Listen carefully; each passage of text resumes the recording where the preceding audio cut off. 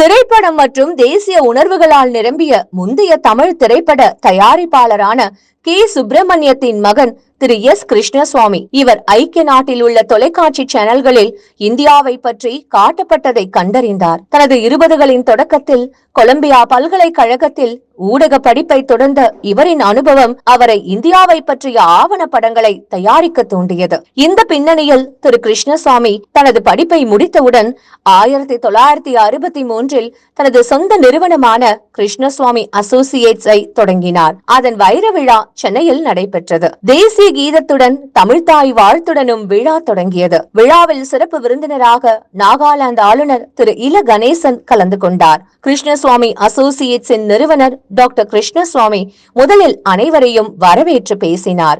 My elder granddaughter Kanani, who studied filmmaking in Prague in the Czech Republic, is now directing her first Tamil feature film, details of which will be announced in the press soon. With these words, I welcome you all, patrons of art and cinema, for your presence and pray that as a team we sustain the enthusiasm and momentum of this company.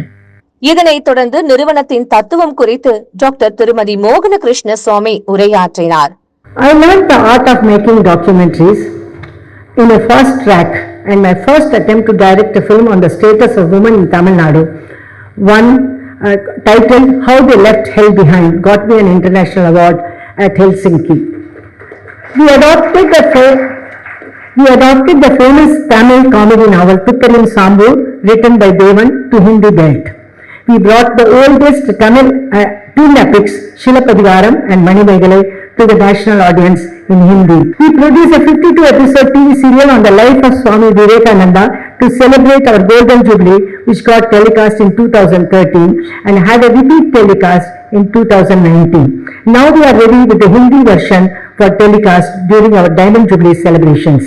இதனைத் தொடர்ந்து பேசிய doctor MGR மருத்துவ பல்கலைக்கழகத்தின் முன்னாள் துணைவேந்தர் doctor Sudha Seshaiyan இதுபோன்ற சிறப்புமிக்க ஆவணப்படங்களை தொடர்ந்து தர வேண்டும் என கேட்டுக்கொண்டார்.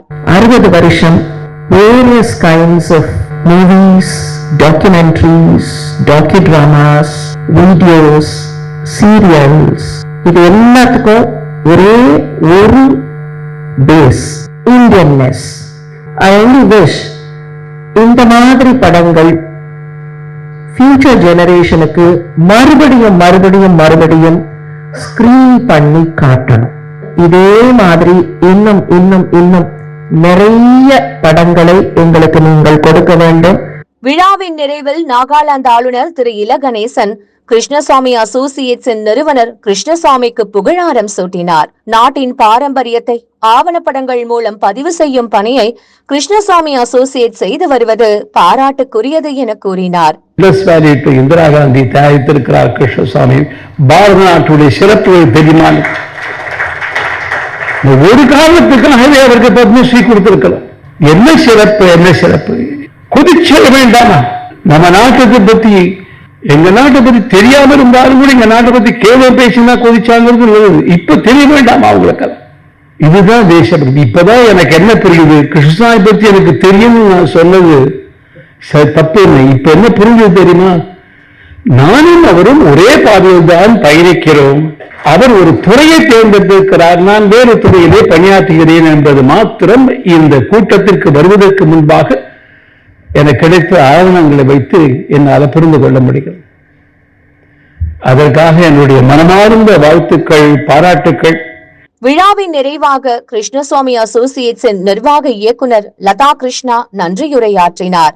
We have under production docudrama series on Mahakavi Bharati, which is being aired on Doordarshan every Sunday. While the drama portion is written by Sri Isai Kavi Ramanan, the series also has snippets by literary stalwarts who explain Bharati to the younger generation. I've had the privilege of interviewing Dr. Sudha Seshan for the series, and I must say I have grown so much in love with Bharati from what I listened to her. And thanks to every one of you here for taking the time off and sharing your precious time with us on this occasion for us. இந்த விழாவில் ஐக்கிய நாட்டிற்கான முன்னாள் இந்திய தூதர் திரு DS. Thirumurthy, சுகல் குழுமத்தின் வழிகாட்டி திரு சுகல் ஜனந்த் ஜெயின், திரு நவாப் சாதா முகமது ஆசிப் அலி உள்ளிட்ட பல்வேறு துறைகளை சார்ந்த நிறுவன தலைவர்கள், அறிஞர்கள், கல்வியாளர்கள் கலந்து கொண்டு விழாவை சிறப்பித்தனர். விழாவில் செய்தியாளர்களுக்கு பேட்டியளித்த நாகாலாந்து ஆளுநர் திரு இல கணேசன், டாக்டர் கிருஷ்ணசுவாமி தம்பதியினர் வரலாற்று சிறப்புமிக்க ஆவண படங்களை எடுத்துள்ளனர் எனவும் அனைத்து படங்களும் தேசபக்தியை தூண்டும் படங்கள் என கூறினார். நம்முடைய டாக்டர் கிருஷ்ணசாமி அவர்கள் இந்த தம்பதியினர் அவர்கள் டாக்குமெண்ட்ரி பிலிம் தயாரித்து 60 ஆண்டு காலம் வெற்றிகரமாக அனைத்து படங்களுமே நல்ல படங்கள் மாத்திரமல்ல, அறிவார்ந்தவை என்பது மாத்திரமல்ல, தேசபக்த உணர்ச்சியை தூண்டக்கூடியவை. இதனைத் தொடர்ந்து பேசிய டாக்டர் திருமதி மோகன கிருஷ்ணசாமி பல்வேறு தலைவர்கள் குறித்து ஆவணப்படங்களை எடுத்துள்ளதாகவும் தற்பொழுது மகாகவி பாரதியாரை பற்றி ஆவணப்படம் எடுத்து வருவதாக கூறினார். நிறைய documentary films done on Swami Vivekananda பண்ணியிருக்கோம். தென் இப்போ பாரதியார் நிகழ்ச்சி பண்ணிட்டு இருக்கோம். அது பாரதியார் வரலாறு டாக்கி ட்ராமாவை பண்ணுறோம்.